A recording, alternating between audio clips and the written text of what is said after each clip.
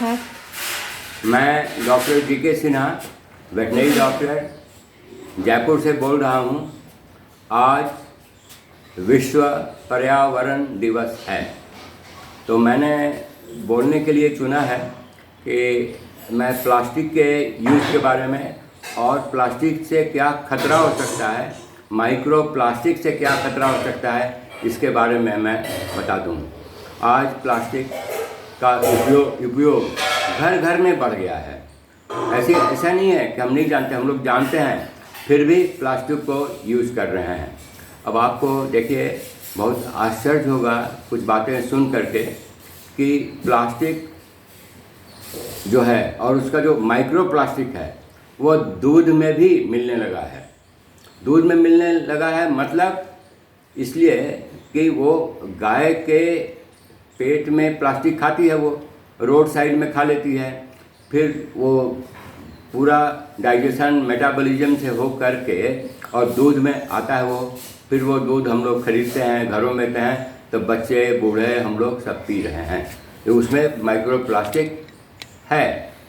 अब सवाल ये है कि ये तभी होगा जब दूध की थैली उसके बारे में कुछ सोचें और उसको चेंज करें।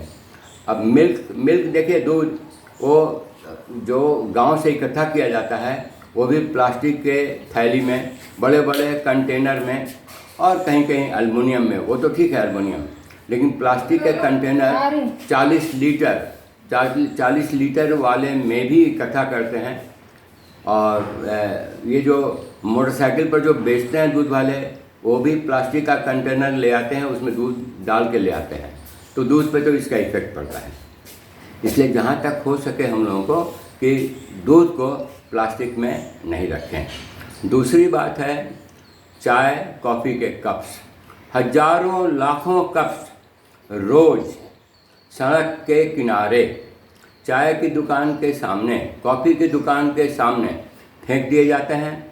फिर गाय आती है, उसमें से कुछ वो ले लेती है, क्यों कि उसमें दूध या कुछ लगा रहता है, तो वो बेचारी वो गाय उसको खा लेती है, पेट में गया, तो प्लास्टिक प्रदूषण हुआ कि नहीं हुआ।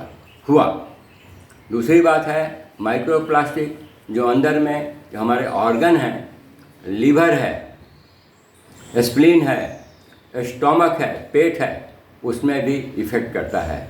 बहुत बरसों के बाद इसका इफ़ेक्ट बहुत ही बुरा होगा, यहाँ तक कि बहुत बरसों के बाद हो सकता है कि ये इसका कैंसर में भी ये सहायक हो सकता है प्लास्टिक।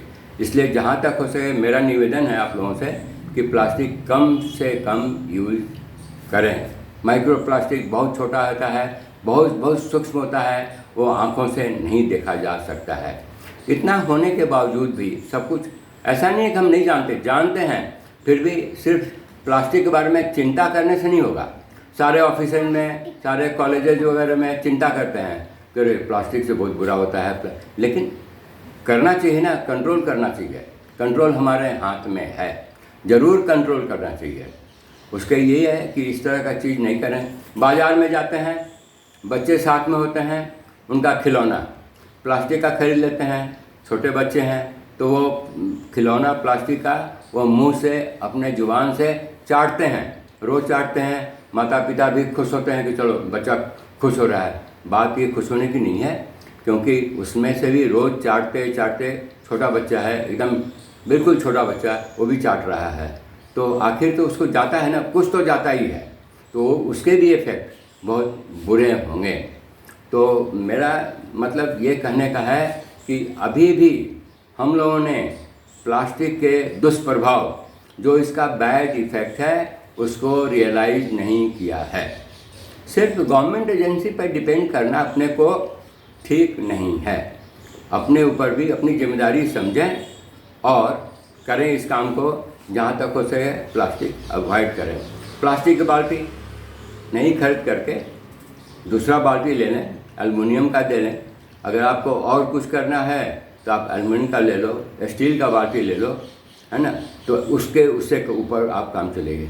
गमले रख रहे हैं सभी घरों में आजकल, प्लास्टिक का गमला, तो वो गमला तो देखिए 2 साल 3 साल 4 साल बाद टूटेगा, टूटने के बाद हम क्या करेंगे, उसको अपने बाउंड्री, घर के बाउंड्री के बाहर में फेंक देंगे। फेंकने के बाद में वो गलेगा, कुछ होगा, फिर गाय वगैरह आती है वो खा लेगी। प्लास्टिक डाइजेस्ट नहीं होता, ये सबसे बड़ी बात है। कोई अगर पचा ले, ऐसा नहीं है। प्लास्टिक का बहुत ही दुष्प्रभाव है, बहुत बुरा है। हम लोग इसके प्रति एकदम सजग हो जाएं। जहाँ तक हो सके प्लास्टिक का यूज़ कम करें और सभी को बताएं कि प्लास्टिक का यूज़ नहीं घर में करें।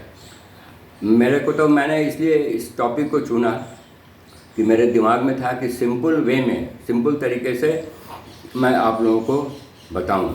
बहुत सी बीमारियां प्लास्टिक के थ्रू होती है। आज समुद्र में भी, नदियों में भी, इवन समुद्र के जानवर वो भी बेचारे प्लास्टिक से छूते नहीं हैं।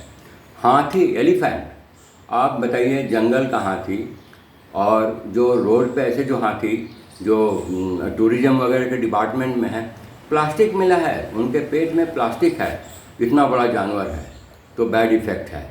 इसलिए मेरा निवेदन है तो कृपा करके जहाँ तक हो सके प्लास्टिक से जानवरों को बचाएं, हम अपने बच्चों को बचाएं, हम लोग बचें और कम से कम प्लास्टिक यूज़ करें। ऐसे करते करते बिल्कुल भी प्लास्टिक ख़त्म हो जाएगा।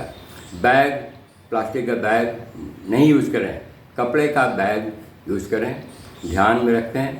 और इसलिए मैंने सिंपल साधारण शब्दों में ये बात आपसे कह दिया है। कृपया इसके हमारे सुझाव के बारे में ध्यान दें और जहाँ तक हो सके प्लास्टिक नहीं यूज़ करें। धन्यवाद। ठीक है यार।